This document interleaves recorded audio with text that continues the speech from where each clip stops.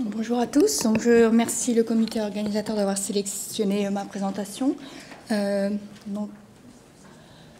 sommes une équipe localisée à l'Institut Imagine et nos recherches se concentrent sur la caractérisation des cellules souches qui sont activées suite à une blessure de l'os pour permettre la formation du cartilage et de l'os, permettant la consolidation des fractures de façon très efficace en absence d'un traumatisme ou d'une pathologie. Nous caractérisons donc les mécanismes de recrutement de ces cellules et leur origine tissulaire, mais aussi leur mise en place au cours du développement, ce qui nous permet de mieux comprendre la nature de ces cellules, mais aussi parce qu'une déficience de leur mise en place peut conduire à un os pathologique et à des retards de réparation osseuse. Donc, nous étudions tout particulièrement les cellules localisées au niveau du périoste, donc la couche externe des os, car nos travaux ont montré que le périoste est une source importante de cellules souches pour la réparation osseuse, mais aussi nous intéressons aux interactions entre le muscle et l'os, car le muscle joue un rôle important de soutien pour la régénération osseuse, mais aussi, comme nous l'avons montré plus récemment, est aussi une source de cellules souches qui vont contribuer directement au mécanisme de réparation osseuse. Donc nos outils, ce sont principalement des modèles murins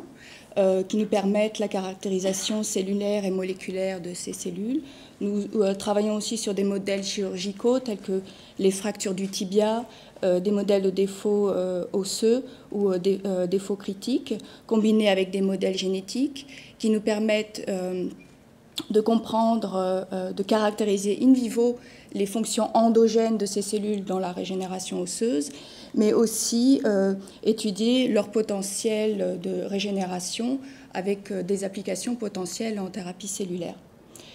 Ces modèles murins, grâce à l'analyse de ces modèles murins, nous étudions aussi les impacts des traumatismes sur les fonctions de ces cellules au niveau du muscle et de l'os.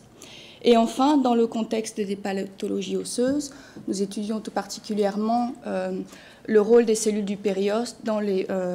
pseudarthroses congénitales, avec là encore l'étude de modèles murins, mais aussi chez l'homme. Et nous avons mis en place une collaboration avec les orthopédistes à Necker